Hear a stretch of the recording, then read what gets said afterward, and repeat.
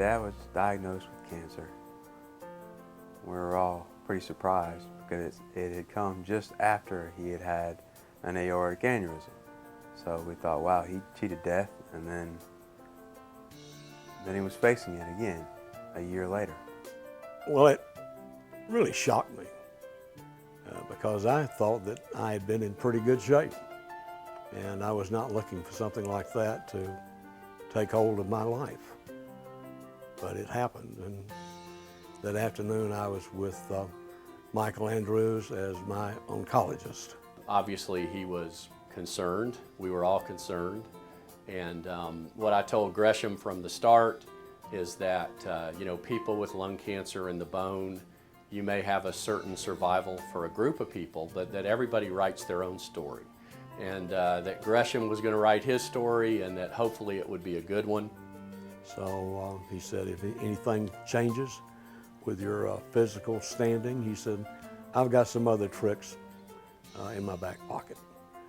And I've been on the fast street ever since, and while I've got what was designated as stage 4 lung cancer, I just had to go forward, and that's what I'm doing. I remember him telling me in the very beginning of this, after he found out, you know, what the diagnosis was, he said, you know, I've had a good life, and he said, I really have no regrets. And how many people can really say that? My number one thing has been my involvement with the community with Kiwanis. I've been a member of Metro Marietta Kiwanis since 1978, and I enjoy being able to go back to our community, and that's what we do in Kiwanis.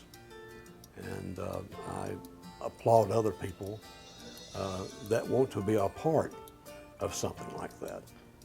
I've been involved in politics. I've run for public office, I've won, and I've lost. I did serve a term in the Georgia State Legislature, and it was very, very personally rewarding. And I can only tell you, you got a couple of years out of my life, and I didn't tell any lies. Told it like it was. And I just enjoy my family and living, and that's what we do. Well, we met when we were very, very young. I was 18 when we got married, and Gresham was 22. And we lived in an apartment that was really not very nice. And I said we were so in love that we lived there for a year before we knew it was a dump. And then but we've been married 49 years in October. I wouldn't be here if it weren't for Lydia.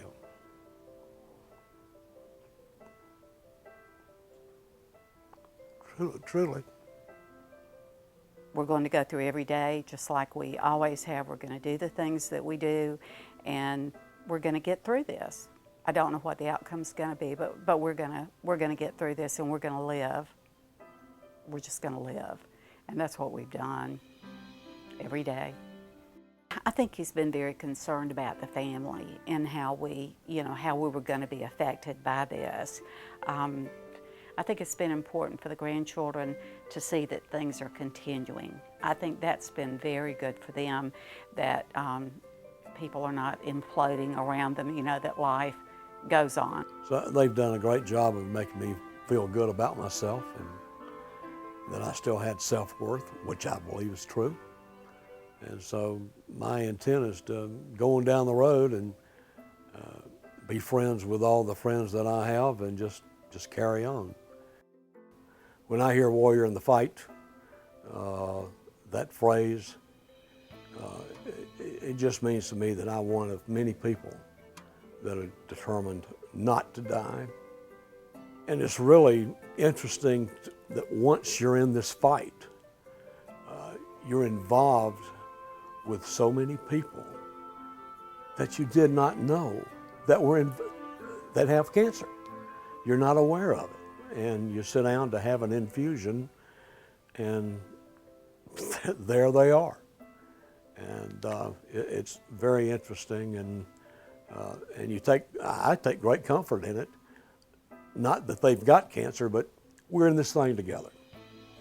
I think he is a breath of fresh air in in the doctor's office when he goes in for his treatments and that kind of thing, and they love him. And he gets lots of hugs and kisses from those nurses there, and I think it's good just to see to have some positive energy in the halls there. I wish I had a little badge that I could wear that says, I have cancer, it's okay, you know? And I might get one of those one day, who knows? Someone early on said they had a t-shirt made that they had been through cancer. They said, I have chemo brain, what's your excuse? So sometimes when he does something that's, you know, maybe he forgets to do something, I say, oh, that's that chemo brain again. You know, we talk about that, and we laugh about it and just face it. It's just another part of our lives. He's just had a very remarkable spirit about him. I'm just tickled that he's representative as a warrior against cancer, because that's exactly what he is. Warriors take on the battle, no matter what the outcome is, and he's doing it. And he's not, speaking for him, I don't think he's doing it for himself. I think he's doing it for his family. And that's, I really appreciate that. And that takes a warrior, because he's fighting death. I love the fact that I'm 71, okay? This started when I was 66.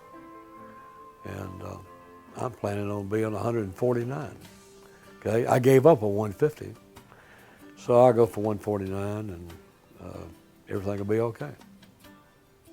So that's everybody has to have a goal, and that's mine. My golf may suffer, but that's what I'm gonna do.